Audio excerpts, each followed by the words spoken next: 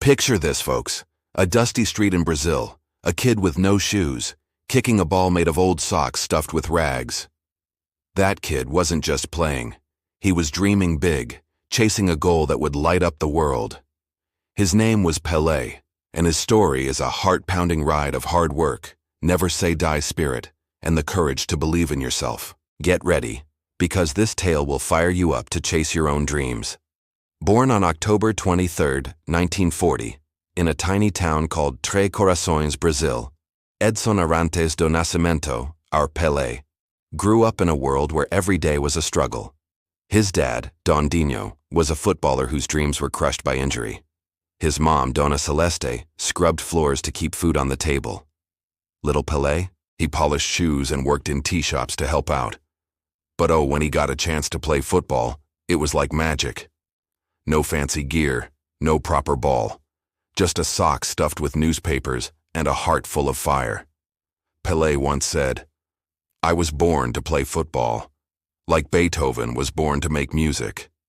Can you feel that passion? At 10, something big happened. It was 1950, and Brazil lost the World Cup final to Uruguay in a heartbreaker called the Maracanazo. Pelé saw his dad cry, and it hit him hard. Right there, he made a promise.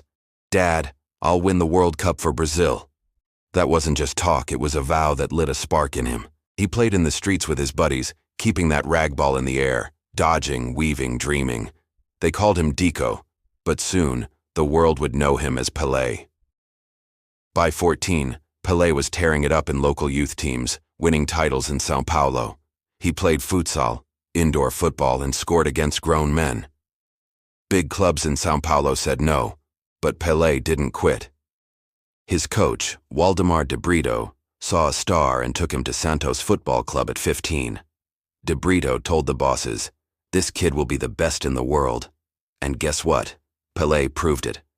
In his first game for Santos in 1956, he scored. By the next year, he was the league's top scorer. Talk about showing up and shining. Then came 1957. Pelé, just 16, got called to Brazil's national team. He scored in his debut against Argentina. The next year, 1958, the World Cup in Sweden was his stage. At 17, the youngest player in the finals, he faced a hurdle. A knee injury kept him out of the first 2 games. But when he got his chance, whoa! He scored 6 goals, including a hat-trick against France in the semifinal. In the final against Sweden, he pulled off a jaw-dropping move, lobbing the ball over a defender and smashing it in. Brazil won 5-2, and Pelé, tears in his eyes, hugged his teammates. He was a national hero, declared a treasure so he couldn't leave for European clubs. That's the power of showing up no matter the odds. Pelé's secret? Hard work and heart. He practiced like crazy, even after games. With Santos, he won 9 São Paulo League titles and led them to Copa Libertadores glory in 1962 and 1963, beating top European teams like Benfica and Milan. One goal in 1961 at Maracanã was so epic, they put up a plaque. Santos toured the world, playing over 100 games a year. In Nigeria during a civil war, fighting stopped for 48 hours so people could watch Pelé. That's the kind of magic he brought. The World Cups had tough moments. In 1962, Pelé got injured early, but Brazil still won. In 1966, rough tackles knocked him out, and Brazil lost. He thought about quitting, can you imagine? But Pelé bounced back. In 1970, with a dream team in Mexico, he scored 4 goals and set up plays that dazzled. In the final against Italy, he headed in a beauty, and Brazil won 4-1. 3 World Cups, 1958, 1962, 1970. No one else has done that. Pelé scored 12 goals in 14 World Cup games. That's what consistency looks like. Pelé stayed with Santos until 1974, scoring his 1,000th goal in 1969. Fans stormed the field to hug him. His total? 1,281 goals in 1,363 games, a record that screams dedication. In 1975, he joined New York Cosmos, making soccer huge in America. Crowds went from 10,000 to 70,000. He won a title in 1977 and retired with a game against Santos, scoring for both sides. What a way to go out. After football, Pelé didn't stop. He wrote books, acted in films, and worked for kids' rights with UNICEF.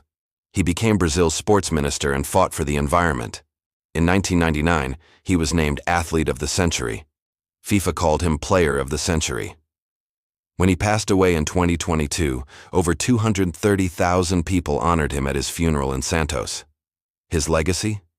It's in every kid who dreams big. So what's Pelé's lesson? Work hard, stay consistent, and never let doubts stop you. He turned a softball into a world record.